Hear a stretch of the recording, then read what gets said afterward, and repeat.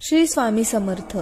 नमस्कार मित्रांनो, आपलं माझ्या यूट्यूब चॅनलमध्ये पुन्हा एकदा हार्दिक स्वागत आहे. या 4 परिस्थितीमध्ये पुरुषांनी स्त्रियांच्या बाबतीत मोह करू नये. मित्रांनो, आज मी तुमच्यासाठी एक खूपच मनोरंजक अशी माहिती घेऊन आली आहे. तुम्हाला विनंती आहे की तुम्ही व्हिडिओ शेवटपर्यंत नक्की पहा. उज्जैन नगरमध्ये राजा विक्रमादित्य यांचं शासन होतं. विक्रमादित्य राजा मोठा धर्मात्मा आणि सत्यवादी राजा होता. त्याच्या राज्यात कोणीही गरीब किंवा उपाशी नव्हता. राजाजवळ एक ब्राह्मण होता. त्याला राजा कोणतेही काम न करता पगार देत होता.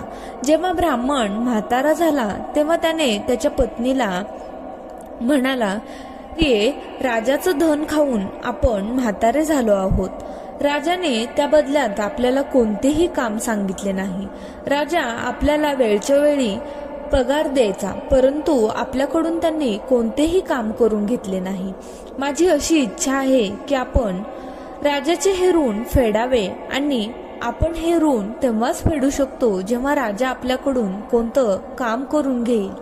आणि हाच विचार करून तो ब्राह्मण राजाजवळ गेला आणि म्हणाला, महाराज, तुमच्या इथे नोकरी करून खूप वर्ष झाली, परंतु तुम्ही मला कधी कोणतेच काम सांगितले नाही.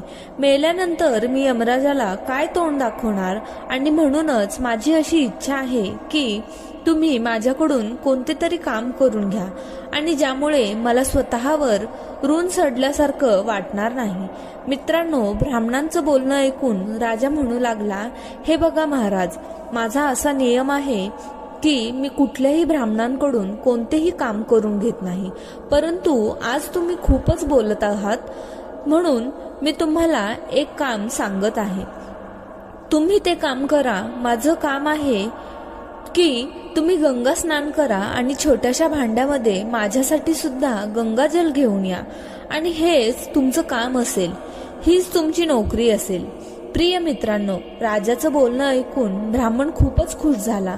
तो लगेच त्याच्या घरी आला आणि त्याच्या बायकोला म्हणाला, भाग्यवान, आज मी राजाच्या म्हणण्यानुसार गंगा स्नान करण्यासाठी जात आहे. ब्राह्मणी म्हणाली, स्वामी, जर तुम्ही गंगा स्नान करण्यासाठी जाणार असाल, मग तुम्ही गेल्यानंतर मी अन्नजल कसे ग्रहण करू? तुम्हाला तर हे माहीतच आहे की मी तुमचं दर्शन घेतल्याशिवाय अन्नजल ग्रहण करत नाही. तेव्हा ब्राह्मण म्हणतो, हे बघ, मी माझं एक चित्र भिंतीवर बनवतो, तू त्या चित्राचं दर्शन घेऊन भोजन करू शकतेस. 2-4 दिवसांची गोष्ट आहे. 2-4 दिवसात मी येणारच आहे. एवढं म्हणून तो ब्राह्मण गंगा स्नानासाठी निघून गेला. जाता जाता तो राजाला म्हणाला की माझी ब्राह्मणी घरी एकटी आहे, तुम्ही तिची काळजी घ्या. मित्रांनो, राजा म्हणाला, तुम्ही कोणत्याही गोष्टीची काळजी करू नका, मी तुमच्या ब्राह्मणीची व्यवस्थित काळजी घेत जाईल. मित्रांनो, इतकं बोलून ब्राह्मण गंगा स्नान करण्यासाठी निघून गेला, आणि ह्या दरम्यानच राजा ब्राह्मणाच्या घराची काळजी घेण्यासाठी रोज एक फेरी त्याच्या घराजवळून मारू लागला. हळूहळू खूप दिवस असेच निघून गेले, परंतु ब्राह्मण गंगा स्नान करून अजूनही घरी परतला नव्हता. एके दिवशी ब्राह्मणाच्या घरच्या शेजारी आग लागली. लोकांनी आग विझवण्याचा खूप प्रयत्न केला, परंतु आग विझत नव्हती. हळूहळू त्या आगीने विस्तार करण्यास सुरुवात केली आणि ब्राह्मणाच्या घराला सुद्धा आग लागायला सुरुवात झाली होती. त्यावेळेस ब्राह्मणी भिंतीवर काढलेले ब्राह्मणाच्या चित्राला नमस्कार करत होती, परंतु घराला जशी आग लागली तेव्हा ब्राह्मणीने भिंतीवर असलेल्या चित्रासमोर उभी राहिली, जेणेकरून ती आग तिच्या नवऱ्यापर्यंत पोहोचू नये. परंतु झालं असं की त्या आगीमध्ये ब्राह्मणीचा मृत्यू झाला. राजाला जेव्हा ही बातमी समजली तेव्हा राजा धावत धावत तिथे पोहोचला, आणि ब्राह्मणीला मृत अवस्थेत पाहून त्याला खूप जास्त दुःख झालं. तो विचार करू लागला, हे तर खूपच वाईट झाले आहे. आता तो ब्राह्मण आल्यावर मला विचारेल, तेव्हा मी त्याला काय उत्तर देणार?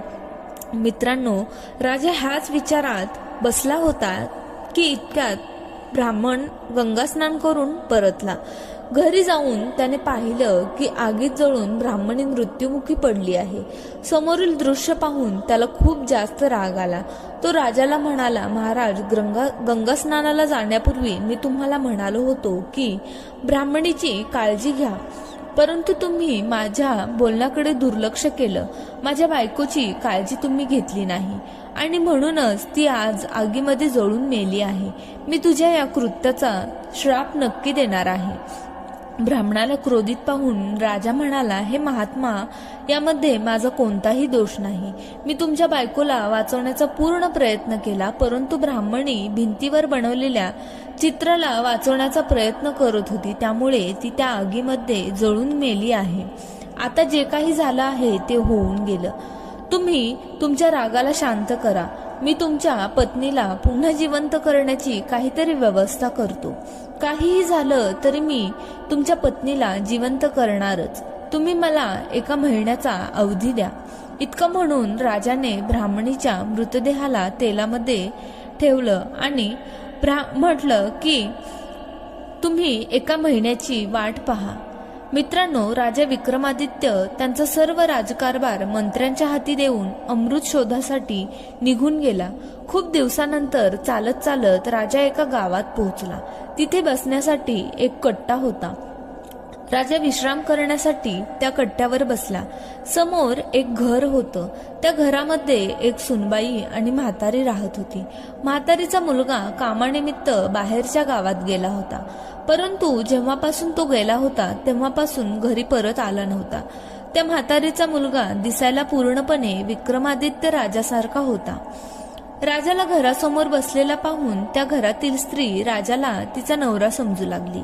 तिने तिच्या सासूबाईंना सांगितलं, आई, दरवाजासमोर बसलेला माणूस माझ्या नवऱ्यासारखाच दिसत आहे. सुनबाईचे हे बोलणं ऐकून ती म्हातारी सुद्धा धावत दरवाजाजवळ आली आणि राजाला स्वतःचा मुलगा समजू लागली. त्याला मिठी मारून रडू लागली, बोलू लागली, मुला, तू इतके दिवस कुठे होतास?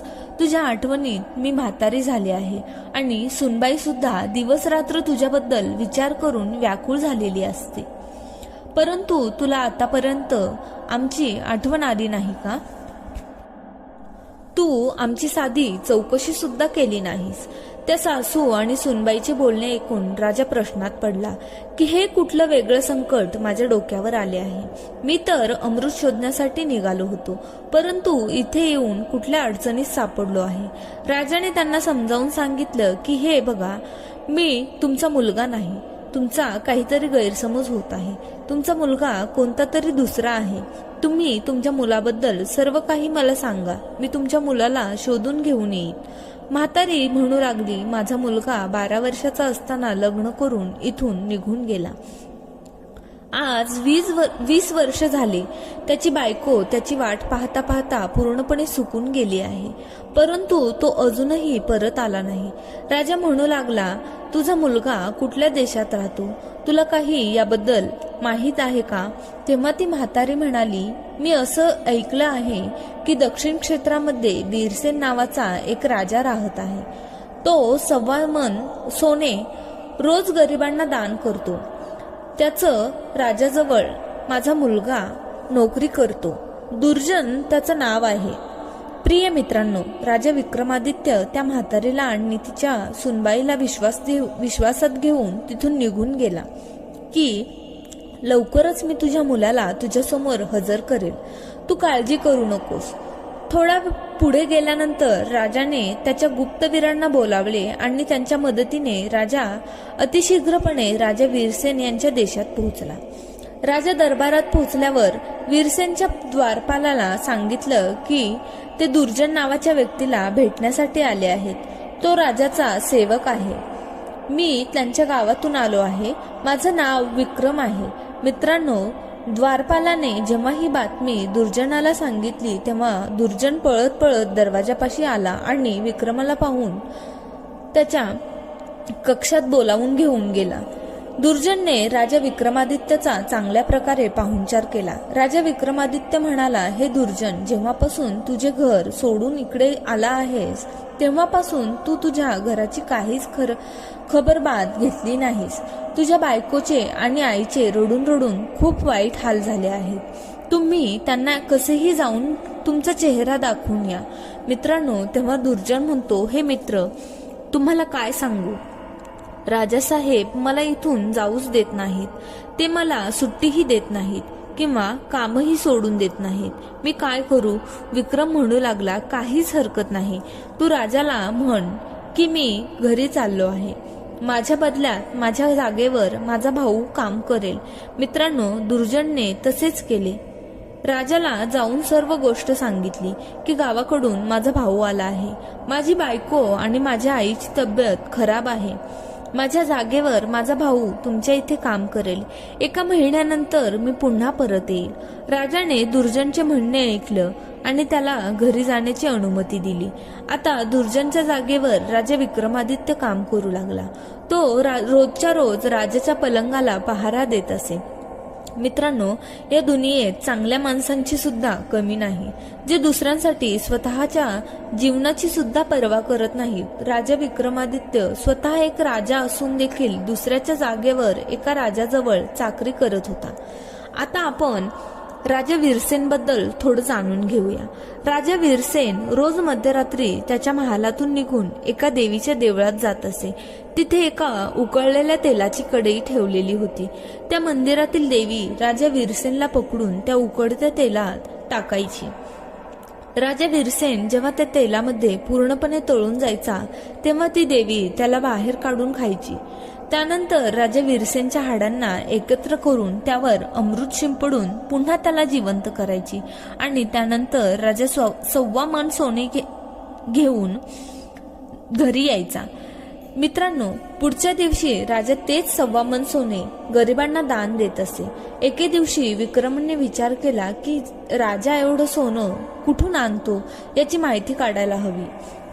आता जेव्हा मध्यरात्री राजा वीरसेन देवीच्या मंदिरात गेला तेव्हा मागे मागे विक्रम सुद्धा गेला आणि लपून सर्व घटना तो पाहू लागला. राजा विक्रमादित्य विचार करू लागला, राजा तर खूपच कष्ट घेऊन हे सोने मिळवत आहे आणि ह्या सोन्याला तो दान सुद्धा करत आहे. मी राजाचा हा त्रास कायमचा दूर करतो. पुढच्या दिवशी विक्रमादित्याने एका माणसाकडून काही सुगंधी अत्तर, काही वस्त्र मागून घेतले आणि इतर काही गोष्टी मागून घेतल्या आणि वेगवेगळ्या प्रकारचे स्वादिष्ट मसाले सुद्धा मागून घेतले. त्यानंतर त्याने ते सर्व मसाले आणि सर्व वस्तू स्वतःचं अंग फाडून त्यामध्ये भरल्या. जेव्हा मध्यरात्र झाली तेव्हा राजा विक्रमादित्याने त्याच्या गुप्तवीरांना बोलावून राजा वीरसेनला बेशुद्ध केले आणि त्याच्या जागी देवीच्या मंदिरात स्वतः निघून गेले. रोजच्या प्रमाणेच देवीने त्याला पकडून त्या तेलात टाकलं. जेव्हा राजा पूर्णपणे तळून गेला तेव्हा देवीने त्याला बाहेर काढलं आणि त्याला खायला सुरुवात केली. आज तर तिला रोजच्यापेक्षा अधिक स्वादिष्ट मांस खायला मिळालं होतं. मांस पूर्ण खाल्ल्यानंतर देवीने सर्व हाडं एकत्रित करून त्यांच्यावर अमृत शिंपडून पुन्हा त्याला जिवंत केलं. त्यानंतर देवी राजाला म्हणाली, हे राजा, आज तर तू मला खूपच प्रसन्न केलं आहेस. तुला जी गोष्ट हवी आहे ती माझ्याकडे मागू शकतोस. तेव्हा राजा विक्रमादित्यने देवीजवळ 3 वरदान मागितली. पहिल्या वरदानामध्ये त्यांनी अमृताचा कळस मागितला. दुसऱ्या वरदानामध्ये सोने बनवण्याचे यंत्र मागवले. तिसऱ्या वरदानामध्ये मागितलं की तू या तेलाच्या कढईला उलटी करून इथून निघून जा आणि आजपासून पुढे कधीही कुठल्याही मनुष्याचे मांस भक्षण करू नकोस. अशा प्रकारे देवी राजा विक्रमादित्यला अमृताचा कलश आणि सोन्याचे बनवण्याचे यंत्र देऊन तिथून निघून गेली. इकडे राजा विक्रमादित्य राजा वीरसेन जवळ पोहोचला. रात्रीचे 3 वाजले होते. जेव्हा राजा वीरसेनला शुद्ध आली तेव्हा तो ताबडतोब उठून देवीच्या मंदिराच्या दिशेने निघाला. तिकडे जाऊन पाहिलं तर तिकडे काहीच नव्हते, फक्त कढई उलटी केलेली होती. राजा विचार करू लागला की आज मी सोने कुठून दान करू. आज सर्व लोक माझी निंदा करतील. लोक असे म्हणतील की आता राजाजवळ धन शिल्लक राहिले नाही. आणि ह्याच चिंतेत राजा वीरसेन परत आला आणि त्याच्या पलंगावर येऊन झोपला. सकाळ झाली तेव्हा राजाच्या दरवाजावर सर्व गरिबांची गर्दी जमली.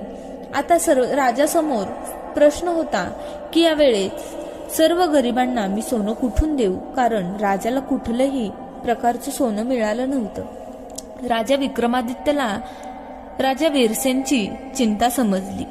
त्याने राजा वीरसेनला विचारलं, आज तुम्ही खूपच काळजीत दिसत आहात.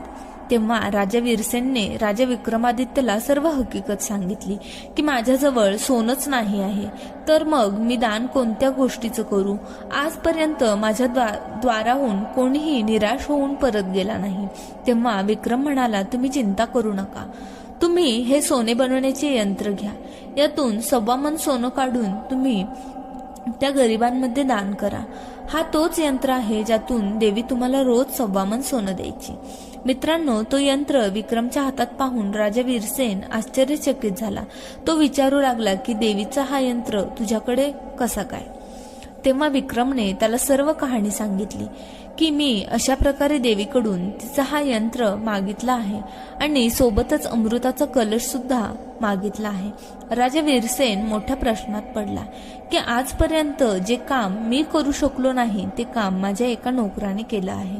राजा वीरसेनला आता संशय आला की हे काम एखादा साधारण मनुष्य करू शकत नाही. तो राजा विक्रमादित्यला म्हणू लागला, तू खरं खरं सांग, नक्की तू कोण आहेस.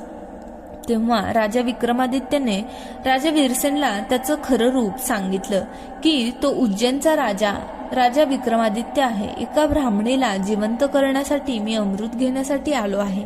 तुमचा नोकर बनून माझ्याकडून दोन्ही काम झाले आहेत. तुम्हाला सोनं मिळवून दिलं आणि मला अमृत. मित्रांनो, विक्रमादित्य यांचं नाव ऐकून राजा वीरसेन विक्रमादित्याच्या पायात पडला आणि त्याच्याजवळ क्षमा मागू लागला. त्याचबरोबर त्याचे आभारही मानू लागला की तुम्ही माझा खूप मोठा त्रास संपवून टाकला आहे. मी तुमच्याबद्दलचे जे काही ऐकलं आहे तुम्ही अगदी तसेच आहात. मित्रांनो, अशा प्रकारे राजा वीरसेनचा निरोप घेऊन राजा विक्रमादित्य त्याच्या राज्यात पोहोचला आणि त्यानंतर ब्राह्मणीच्या अंगावर अमृत शिंपडून तिला जिवंत केले. आता ती ब्राह्मणी पहिलेपेक्षा अधिकच सुंदर तरुण दिसू लागली होती. तरुण स्त्रीला पाहून ब्राह्मण खूपच आनंदी झाला. काही दिवस ते दोघेही आनंदाने राहिले, परंतु हळूहळू ब्राह्मणीला त्या म्हाताऱ्या ब्राह्मणाचा तिरस्कार वाटू लागला. आता तिला परपुरुषाची इच्छा वाटू लागली. मित्रांनो, तुम्हाला एक गोष्ट सांगते. पतीवर प्रेम करणारी पतिव्रता आधीची ब्राह्मणी होती जी त्या आगीत जळून मरून गेली. जिवंत झाल्यानंतर जेव्हा ती तरुण झाली तेव्हा तिचे विचार पतिव्रता स्त्रीचे राहिले नाहीत, परंतु ब्राह्मणाला तर हेच वाटत होतं की त्याची पत्नी पतिव्रता स्त्री आहे. त्या ब्राह्मणाच्या पत्नीने शेजारीच राहणाऱ्या एका तरुण युवकासोबत प्रेमसंबंध जोडले. एके दिवशी ती स्त्री तिच्या प्रियकरासोबत घरातच होती आणि त्याच वेळेला ब्राह्मण घरी पोहोचला. बायकोला दुसऱ्या पुरुषासोबत पाहून त्या ब्राह्मणाने तिला खूप मारले, परंतु इतकं होऊनही तिच्या स्वभावामध्ये बदल झाला नाही. आणि बदल होणार कसा होता? ब्राह्मण म्हातारा होता आणि त्याची बायको तरुण होती. एके दिवशी ती स्त्री तिच्या नवऱ्याला जेवणामध्ये विष देऊन तिच्या प्रियकरासोबत दुसऱ्या राज्यात निघून गेली. इकडे ब्राह्मणाच्या मृत्यूची बातमी ऐकून राजा विक्रमादित्य अमृताचा कलश घेऊन येथे पोहोचले आणि त्याने ब्राह्मणाला जिवंत केले आणि समजावलं की हे ब्राह्मण, आता तुमचे वय भजन कीर्तनामध्ये तल्लीन व्हायचं आहे, त्या वयात तुम्ही स्त्रीच्या मोहामध्ये तुमचं वय वाया घालवत आहात. प्रत्येक कामाची निश्चित अशी वेळ असते, निश्चितच एक वय असतं. त्याच वयापर्यंत ते काम करणं चांगलं असतं. तरुण स्त्री मिळाल्यामुळे तुम्ही तर आनंदी झालात, परंतु तुम्ही भेटला आहात त्यामुळे तिला बिलकुल आनंद झाला नसेल. विवाह संबंध, मैत्री हे फक्त बरोबरीमध्येच योग्य असतात.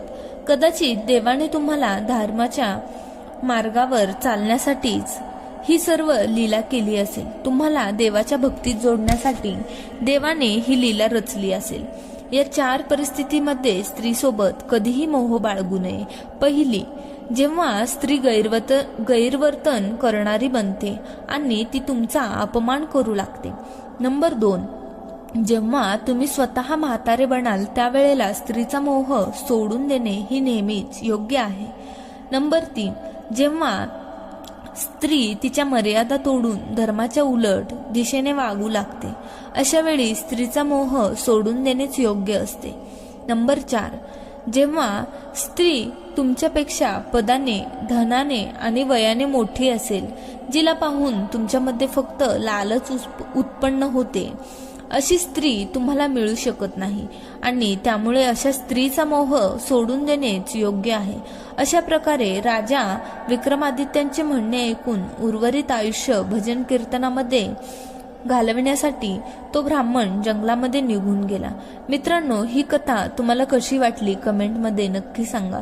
भेटूया पुढच्या अशाच एका माहितीपूर्ण व्हिडिओमध्ये एका नवीन चर्चेसह.